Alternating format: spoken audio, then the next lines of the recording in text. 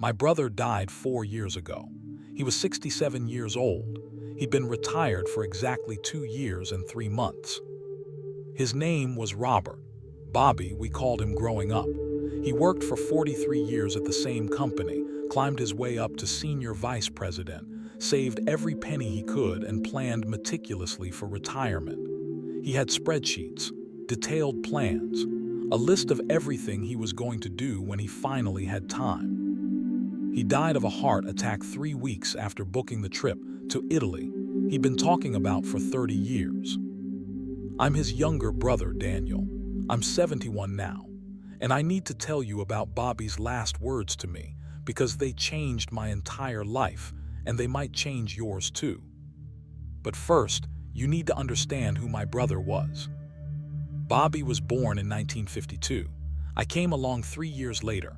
We grew up in Cleveland, Ohio, sons of a steelworker and a homemaker. We weren't poor, but we weren't comfortable either.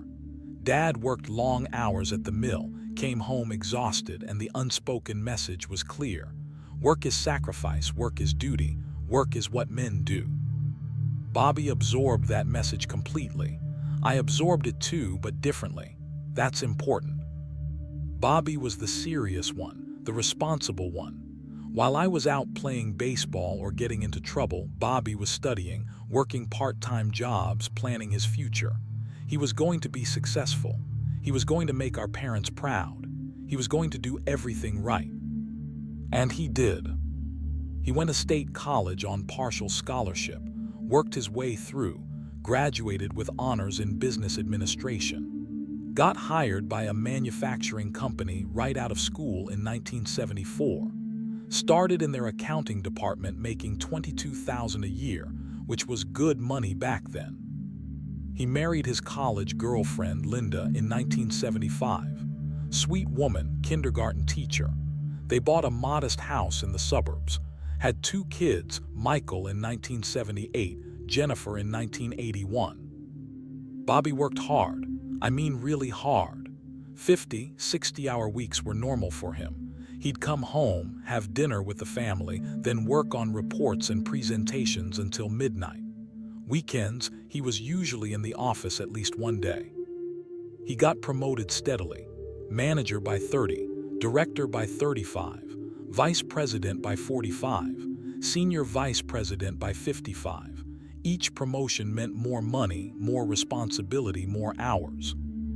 He missed a lot: Michael's baseball games, Jennifer's dance recitals, family vacations. Linda would take the kids, Bobby would stay home to work, school events, holidays sometimes. He was always working towards something: the next promotion, the next raise, the next milestone. But he had a plan. He told me about it constantly. When I retire, Danny, that's when I'll really live. Linda and I are going to travel, see Europe, take that cross-country trip. I'm going to learn to play golf, spend time with the grandkids, read all those books I've been collecting. I've got it all figured out. He had a number in mind: $2 million. That's what he needed to retire comfortably. Once he hit that number, he was done, free. He worked toward that number for 40 years. Meanwhile, my life went differently. I became a high school teacher, made a fraction of what Bobby made. Never broke 6 figures in my entire career. But I coached basketball, had my summers off, was home by 4 most days. My wife Corinne and I had 3 kids. I was at every game, every concert, every parent-teacher conference. Bobby used to make jokes about my salary, not mean-spirited, just teasing. Must be nice to have 3 months off every year, Danny. Teacher's hours, huh? Living the easy life. I'd laugh it off, but sometimes I'd point out that I was actually living my life, not postponing it. He'd get defensive, say he was providing for his family, building security, being responsible. We'd agree to disagree. The years went by. Bobby kept climbing, I kept teaching. We saw each other at holidays, family gatherings. He always looked tired, stressed. He gained weight. His hair went gray early. He'd show up to Christmas dinner and check his phone constantly, always putting out some work fire. Linda seemed lonely. She'd sit with Corinne and I'd overhear her talking about how Bobby was never around, how the kids barely knew their father, how she felt like a single parent, but she'd always add, "He's doing it for us, for our future." I wondered if Bobby knew how unhappy she was.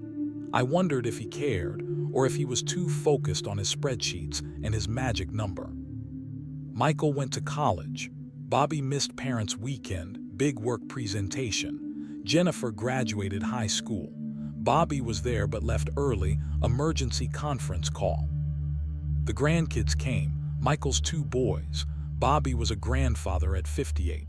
He adored those kids, but he rarely saw them, always too busy. "When I retire," he'd say, "I'll have all the time in the world with them." At 63, Bobby finally hit his number. $2 million in retirement accounts, house paid off, no debt. He could retire. But he didn't. He said he wanted to work 2 more years, just to be safe, just to pad the cushion, just to make sure they'd be really comfortable. Linda was 59. She'd been waiting 40 years for retirement. She tried to hide her disappointment, but I saw it. At a family gathering, she pulled me aside and said, "Danny, I don't know if I have 2 more years in me. I've been so patient, but I want to travel while I'm still healthy enough to enjoy it."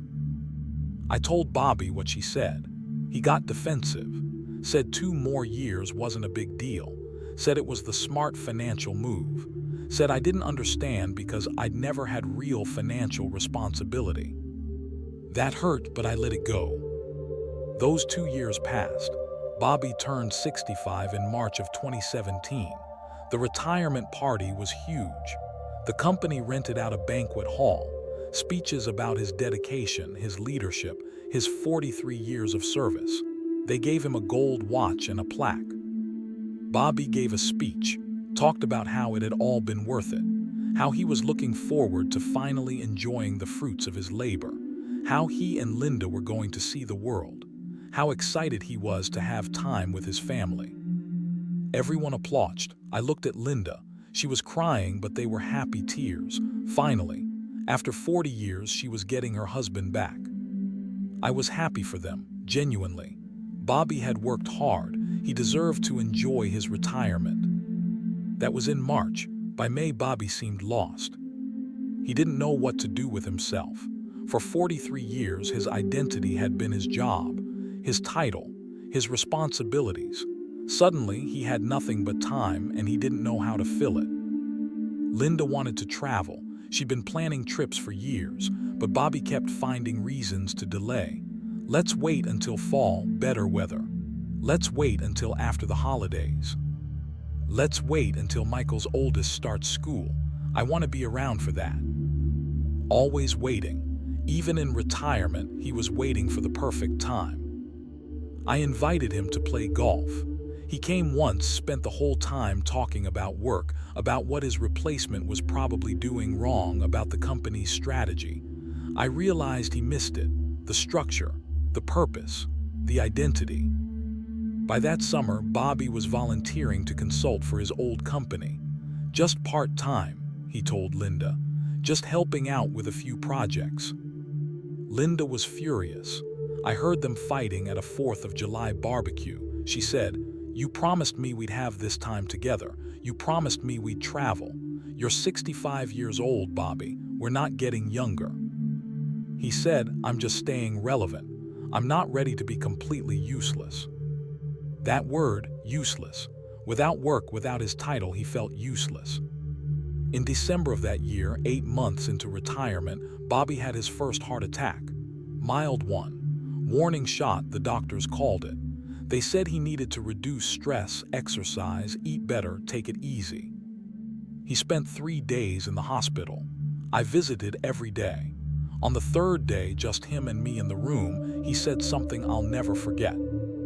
He said, "Danny, I'm 65 years old and I don't know who I am without my job. Isn't that pathetic?" I didn't know what to say. He continued, "I spent my whole life working toward retirement, and now that I'm here, I'm miserable.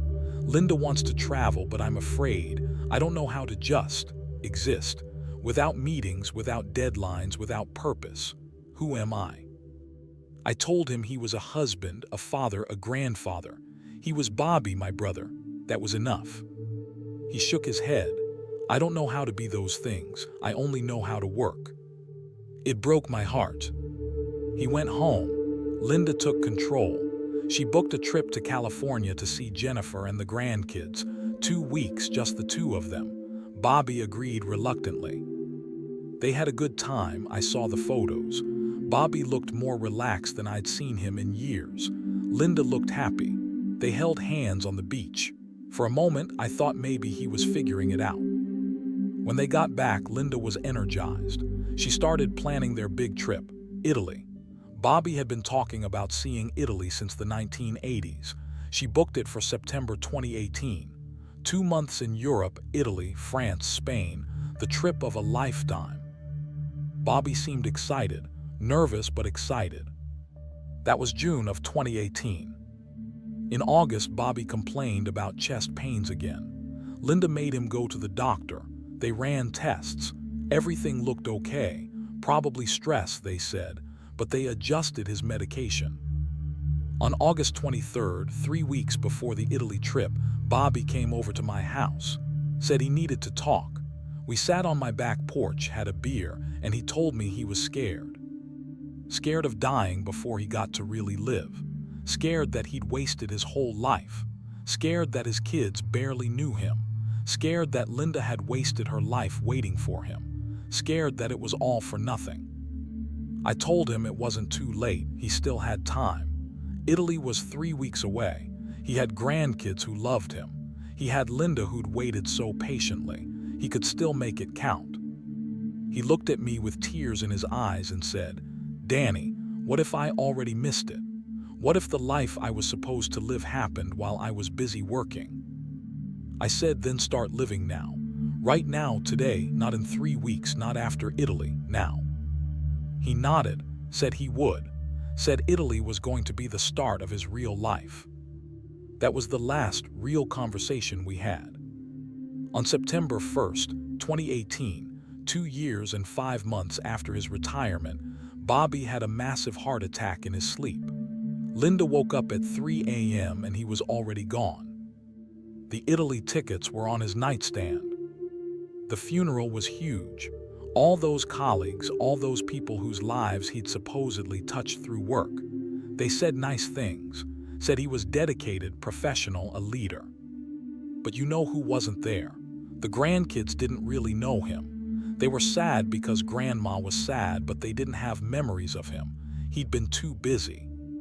Michael gave the eulogy. He talked about his father's work ethic, his success, his dedication. But then he said something that silenced the room. He said, "My father was a great provider, but I wish I'd known him as a person. I wish he'd come to my baseball games. I wish we'd had more conversations. I wish he hadn't saved all his living for a retirement that never really came." Linda was destroyed, not just by grief but by rage. At the funeral reception, she grabbed my arm and said, "We waited 40 years, Danny. 40 years I told myself it would be worth it. And we got 8 months. 8 months of him being miserable and lost. We never made it to Italy. We never did any of it." She showed me something then, Bobby's journal. She'd found it in his desk. He'd started it 6 months into retirement. I read some of the entries. They were heartbreaking. "I don't know who I am anymore. Linda deserves better than this. She deserves better than me. I missed everything. Michael's childhood, Jennifer's teenage years. The grandkids are growing up and I'm a stranger to them. What was it all for? The money doesn't mean anything if you have no life to spend it on." And the last entry, dated 2 days before he died. "Italy in 3 weeks. I'm going to make it right. I'm going to show Linda the world. I'm going to call Michael more, be present with the grandkids, read those books, learn to golf properly, be the husband and father I should have been. Starting after Italy, I'm going to really live. I promise." He ran out of time before he could keep that promise. 4 years later, I'm 71 years old, and Bobby's death changed everything about how I live. I retired from teaching 2 years ago at 69. I could have retired at 65 with full pension, but I loved my job. I wasn't ready, so I kept working because I wanted to, not because I had to. When I did retire, Karen and I immediately took the trip we'd been talking about. Alaska. Didn't wait for the perfect time, just went. Since then, we've been to national parks, visited all 3 of our kids, taken the grandkids to Disney World. We're not waiting for anything. I see my grandkids twice a week. I know their friends' names, their favorite subjects, what they're worried about. I'm present in their lives because I have time and I choose to use it with them. Karen and I take walks every morning. We have coffee on the porch. We talk about real things, not just logistics. We're enjoying each other while we're both still healthy enough to do so. I volunteer at the library. I've read 40 books this year. I play basketball with guys from the old teachers league. I'm living. And every single day I think about Bobby, about his last words to me. What if I already missed it? That question haunts me, because I think he did miss it. I think he spent 43 years working toward a future that he got to experience for less than 2 years. And even those 2 years were tainted by his inability to let go of his work identity. Here's what Bobby's death taught me. Retirement isn't the prize at the end. Life is happening now while you're working. If you're not living during your working years, you're not going to suddenly know how to live when you retire. Bobby spent 43 years postponing joy, and when he finally had time for joy, he didn't know how to access it. He trained himself so thoroughly to delay gratification that he couldn't enjoy it when it arrived. I see this everywhere now. People my age, people younger, all running the same race Bobby ran, working insane hours, missing their kids' childhoods, sacrificing their health, postponing their marriages, all for retirement, all for someday. But someday isn't guaranteed. Bobby thought he had decades of retirement. He got 29 months, and most of those months he was miserable because he didn't know how to be anything except a worker. Your identity cannot be your job, because one day, through retirement, layoff, disability, or death, that job will end. And if that's all you are, you'll be lost. Bobby was Senior Vice President Robert Harrison for 43 years. He was Bobby, Linda's husband and father to his kids, for maybe a few hours a week. And when the VP title was gone, he didn't know how to be Bobby anymore. Your family cannot wait for retirement. Your kids are young once. Your spouse needs you now, not in 20 years when you've saved enough money. Your parents won't be around forever. Waiting until retirement to be present in their lives means you might never get the chance. Bobby has grandkids who barely remember him. He missed Michael's entire childhood chasing promotions. Jennifer once told me she had to make appointments with her father's secretary just to have dinner with him. That's not providing for your family. That's abandoning them with money as an excuse. Money means nothing if you're dead.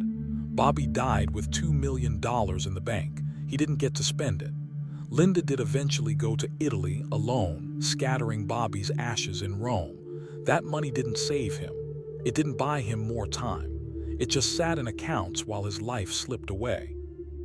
I'm not saying money doesn't matter. It does. Financial security is important, but there's a difference between having enough and having everything. Bobby had enough at 50. He kept working 15 more years for extra security that he never used. You have to live while you're working, not after, not someday, now. I did that. I made less money than Bobby, significantly less. My retirement account is probably a quarter of what his was, but I was at every basketball game. I took my kids camping every summer. Karen and I had date nights. I was present in my life.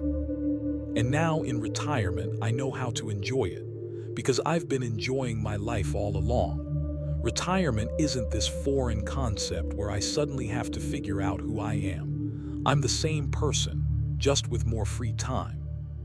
The tragedy of Bobby's life isn't that he died at 67. It's that he didn't really live during the 67 years he had. People at his funeral kept saying, At least he had a good life. He was successful. He provided well for his family. But did he have a good life? By whose measure? He had money. He had a title. He had a nice house and a comfortable retirement account that he barely touched. But he didn't have relationships with his children. He didn't have adventures with his wife. He didn't have hobbies or passions or memories of time well spent. He had regret. His journal was full of regret. Is that success? I think about the conversations we could have had if he'd worked less, the trips we could have taken together, the memories we could have made. Instead, we had surface-level relationships because he was always too busy for depth. My kids knew their Uncle Bobby as the guy who showed up to holiday dinners and talked about work. That's it. They didn't know him because he didn't give them, or anyone, enough of himself to know. And the cruelest irony, all that work, all that sacrifice, and the company replaced him within 2 weeks. Life went on without him. The work he thought was so critical got done by someone else.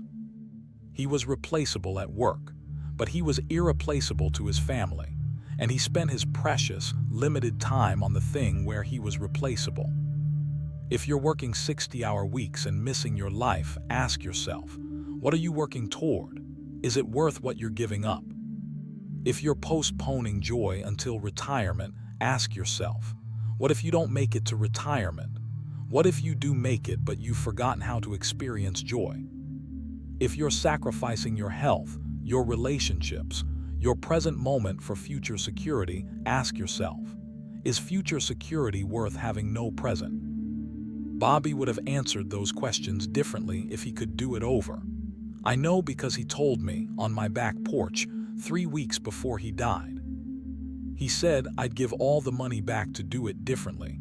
I'd take a lower-paying job with better hours. I'd skip some promotions. I'd be home for dinner. I'd coach Michael's baseball team. I'd take Linda to Italy when we were 50, not 67. I'd actually live. But he ran out of time to make those changes. You still have time.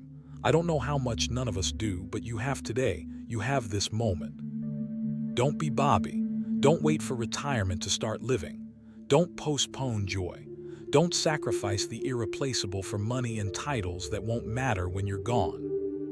Be present with your family, take the trips, make the memories, build relationships, find purpose outside of work. Know who you are beyond your job title. Because retirement might not come, and if it does, it might not be what you imagined. Bobby retired at 65 and died at 67. He waited his whole life for time that barely came. I'm 71. I've been retired for 2 years, and I'm living every single day like it might be my last, because it might be. Because Bobby taught me that tomorrow isn't guaranteed and someday might never come. His last words to me were a question. What if I already missed it? Don't let that be your question. Don't spend your life working towards someday only to realize you missed today. Live now, love now, be present now. Not after the next promotion, not after you save more money, not in retirement. Now, Bobby ran out of time. You still have yours. Please don't waste it the way he did. Thank you for listening to an old man talk about his brother. If this resonated with you, share it. Comment with your own thoughts. Subscribe if you want more honest conversations about life, death, and what actually matters. And if you're putting something off until later, call that person, take that trip, have that conversation, do it today. Because later might not come. Bobby would tell you the same thing if he could. I miss you, brother. I wish you'd lived more while you had the chance.